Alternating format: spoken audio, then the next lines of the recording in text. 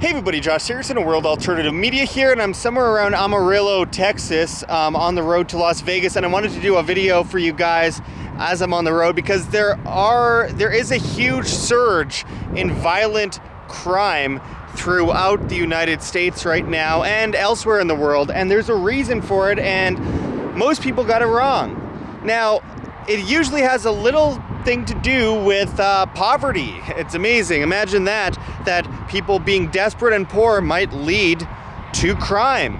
I'm going to go into this article here out of Zero Hedge that says violent crime is surging dramatically in major cities all over America. And as the article goes into, originally authored by Michael Schneider via the mostimportantnews.com, it says, what we are witnessing all over the country right now is incredibly sad. In the aftermath of the tragic death of George Floyd, it would have been wonderful to see the entire nation unite behind an effort to make our society less violent, more just, and more peaceful. But instead, we have seen a tremendous explosion of violence and lawlessness that doesn't seem likely to end anytime soon. Now, you should not correlate lawlessness and violence together, because lawlessness could just mean I'm walking right now on this patch of grass without a permit making a video. It's public, quote-unquote, property, but I don't have a permit to do this. Lawlessness. Or, oh, I just jaywalked across the street. Lawlessness. I don't think those things should be conflated. Nonetheless, this article goes into some of the stats, and we're going to go into that. You can see an image of the United States top 100 most dangerous cities in America. We're going to go into a few of them and then explain. As it says, violent crime rates are surging in major cities after major city, and the 4th of July weekend was particularly bad. At least 41 people were hit by gunfire in New York City during the holiday weekend, and this continues a trend that we have seen throughout the first half of 2020. Just check out these numbers. And as it goes into, according to figures released by the New York Police Department, for the first 6 months of this year, there were 176 murders, an increase of 23% on the 143 killed during the same period last year. The number of shooting victims has gone up 51% to 616 this year. In June alone, there were 250 shootings compared to 97 in the same month last year. Month-on-month burglaries are up 119%, and car thefts are up 48%. And the article goes on to say, I don't know which one of those numbers is the worst because they are all quite horrific. A tremendous amount of money has been shifted away from the NYPD budget, and that certainly isn't going to help matters.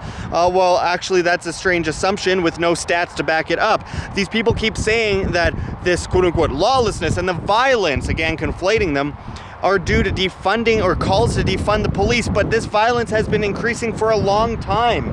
And the police, who make up for a huge portion of murders and deaths within the United States each year, you know, the same ones that are going to go and take your guns, the same ones that are enforcing these crazy coronavirus regulations and laws, the police are you know, not very popular for a reason, and it's mostly because violent crime increases in areas with the most police. It's amazing how that works, but there's a lot of assumptions in this article, and I'm going to break it down better in a moment. By the way, if you haven't already, hit that like button, share this on social media, and moreover, join us on flote.app, flote.app, as well as BitChute. It's time to move away from YouTube. If you're still on YouTube, there's no point in being on YouTube. We are leaving by November 5th. And also join our new newsletter at www.iamband.com. You can check the links below for ways you can support us and join us elsewhere. Anyways, I'll continue here. Of course, New York still has a long way to go if it wants to rival Chicago. According to authorities, there are more than 100,000 gang members living in Chicago at this point, and the violence never seems to stop. What about the thousands of gang members around the world called government that have basically killed, about 6 or 7 million people in the last 10 years? Just got to point that out. People like to point out one thing and not point out another thing, and I think it's all to benefit their collectivist viewpoint on both sides of the spectrum, or the circular spectrum, if you will. And it continues here. Sadly, the last couple of days have been particularly bad. Over the 4th of July weekend, at least 67 people were hit by gunfire in the Windy City. As it says, at least 67 people were shot, including 13 fatally over the Independence Day weekend in Chicago, according to authorities. None of the weekend's victims were minors and 2 children died, officials told Fox 32. That includes 14-year-old boy who was among 4 people who were killed in the South Side neighborhood, Englewood, on Saturday evening. But instead of blaming the criminals, the Chicago Sun-Times seems to think that cutting funding for police could lead to a better and safer Chicago. Again, conflating. And it goes into how Philadelphia has seen a massive increase of violence. Shootings are up 67%, homicides are up 25%, etc. And they're calling for defunding the police. Now look, this is all part of a divisive agenda, my friends. In places with the most poverty, you find the most crime, the most violent crime. For example, for a long time, people on one side of the spectrum blame African Americans for having a higher crime rate, where that goes down to a class issue that was created by the government to create divide. I mean, the CIA was running guns, running drugs into black neighborhoods for years, cause problems in black neighborhoods, try to create dependency among black communities, destroy the family, and then you end up with people on one side of the spectrum saying, oh, black people are a problem, and people on the other side of the spectrum saying we need more government. And at the end of the day, both are wrong, incredibly wrong. It's an issue of poverty. It's the same as the poorest neighborhoods that are white have higher crime as well, because people get desperate. So what do? The government comes in, creates more poverty to create order out of chaos. It's all about creating order out of chaos. You get more control of the public if they're dependent and scared and in fear, and that's what it's all about, making people more in fear.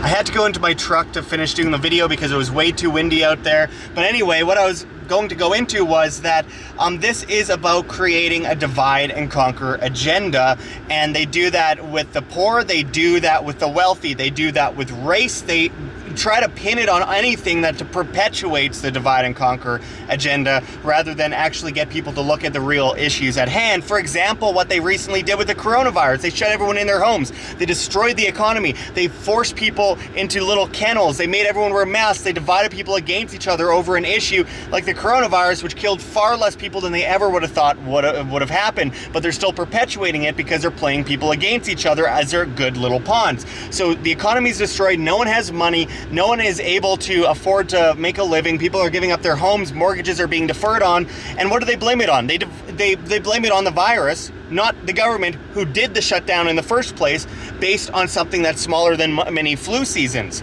So there you have it again. Now people start to rise up against it, and those people are, deniers. Those people are, propagandists, extremists, whatever it might be, while these extreme propagandists are forcing people to hide in their home, destroy their own business, and thank the government for making them aware of all of this. So it's a perpetual issue. For example, the rising up against police around the United States. Instead of making it a government issue, which it was to begin with, it was an issue of police murdering people, government murdering people, they immediately took it in the news cycle and turned it into an issue of racism. So everyone's attacking each other over race. Now, obviously, more black people get killed by police per capita than white people, but that's an issue of classism, and that classism is based on the economic system. The economic system is affected by government, therefore it all loops back to a government issue. So why is violent crime skyrocketing around the United States? Because everyone's getting more and more poor. But again, what are they doing? One side's blaming it on defunding the police and this issue, social justice warriors who always love more government usually. And the other side is blaming it on white supremacy and saying that anyone who disagrees with them is a racist. This is an issue of government. This is an issue of poverty. This is an issue that all stems from the same culprit in the first place. So violent crime is going to skyrocket. We've seen this a million times before. All empires fall this way. We are witnessing the end of an empire, and so you are going to see a lot of violence, and you are going to see a lot of disgruntled people, and you cannot allow them to misdirect it in the wrong directions. For the love of God, I really hope people realize this is an issue of government and not race, an issue of government and not defunding the police. They are playing with your minds. It's all propaganda. You have to understand this. So going forward, as we see people rise up and attack each other, we need to redirect that energy towards ending the very institution that has forced this upon us in the first place. They are playing with our minds. I'll give you another example, actually, like, for example, Jeffrey Epstein. So we have this issue of everyone looking at, oh, look at Jeffrey Epstein. He's done all these horrible things, even though it's clear that he was blackmailing for the government with Ghislaine Maxwell. And then they kill him, or, at least allegedly he's dead. They claim that he killed himself, which he obviously didn't. And they say, okay, well, we're looking into his black book. Oh, Donald Trump is involved. And yeah, he is. So is Bill Clinton, but they look at Donald Trump. And they play politics with it. So it gets people to, on one side, say, look at this, and the other side, look at that. Clinton, Trump, whatever it might be. Now they get Ghislaine Maxwell. She's in jail. What are they going to do? I'm just assuming here that this is probably what's going to happen. They distract the issue of child trafficking, which is in the hands of government trying to get blackmail on people in order to get politicians to do whatever they want them to do. Instead of allowing people to recognize that, it's called a limited hangout. It's a CIA term for telling some of the truth and not the entirety of the truth, to distract people from the entirety of the truth. They will get Ghislaine Maxwell to come out against Trump. And now people on one side will say, Epstein's a nothing burger, and the other side's, it's all just the Republicans, it's right-wingers. You get people clashing against each other again instead of looking at the real enemies. Not the fact that, the government is running child sex trafficking rings. No, it's the Republicans, it's the Democrats. It always goes this way, and this is how they perpetuate this problem forever. So, there's violence around the United States right now. It's because people are poor. It's because people can't feed themselves. It's because people are being played against each other by the media. It all comes down to one entity at the end of the day, the state. And the sooner we realize that, the sooner the violence will end, the sooner we'll have coherent thoughts and focus on the real enemies. But until then, things are going to get worse before they get better, unfortunately. The Federal Reserve is printing insane amounts of money. Gold is skyrocketing because people are trying to get into safe havens right now. Crypto, a lot of people, institutional investors, are flooding into crypto. There's a reason why there's this collapsitarian approach right now, because everyone is aware that this is definitely not going to end well. It's going to get worse before it gets better. They're going to push a second wave collapse scenario on us. This is going to lead to more divide, more people attacking each other, and more distractions. So we got to stop being distracted. Anyway, I appreciate everyone joining us today. Make sure to hit that like button, share on social media, like I said, and find us on Flote.app as well as BitChute. We will be leaving YouTube in the next few months for sure. Before they leave us, they will be deleting us if we don't delete our own, or not delete our own channel, but leave before they delete us. So we need you guys over on these other platforms before it's too late. Of course, we're backed up on Library as well, and please join our new newsletter. It takes 2 seconds to sign up for at www.iamband.com. All you need to do is put in your email. It's not spammy. We really appreciate anyone who signs up for that. And GoFundMe, Patreon, Subscribestar, anything that helps keep us up and running. We have Bitcoin addresses and a Cointree address that shows all the ways that you can send different kinds of crypto. We really appreciate it, guys. We're traveling across the country right now, trying to get to Las Vegas, and hopefully I'll be able to sit down and do more coherent videos with the tripod, talking to the camera and doing more interviews very shortly. So stay tuned for that, and I appreciate everyone watching. Until next time, this is Josh Sigurdson signing out from World Alternative Media. Find the truth, be the change.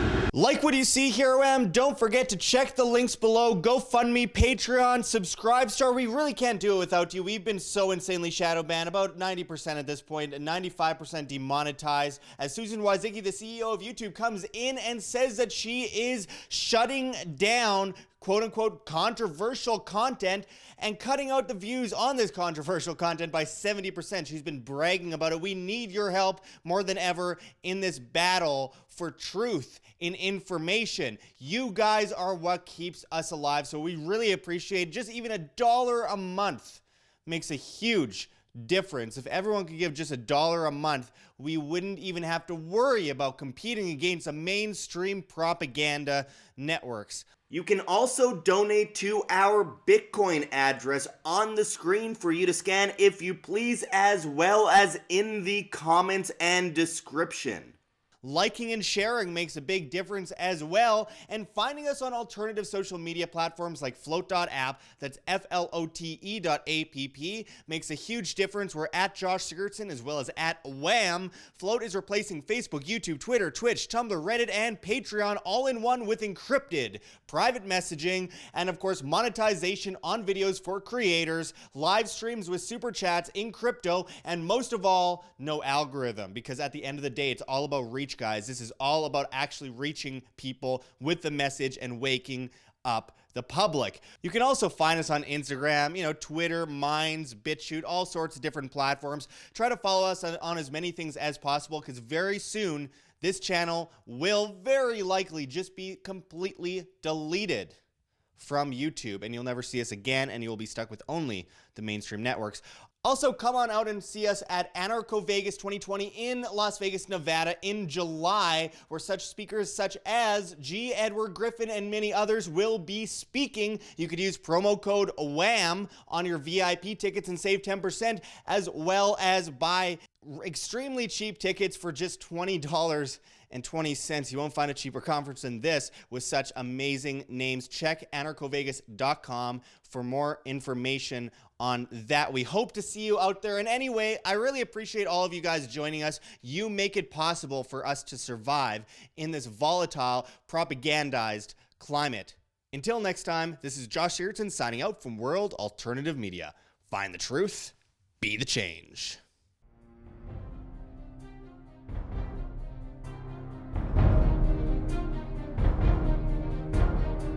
I'm sure you have already changed people's minds in your young age because you're involved, and I like that.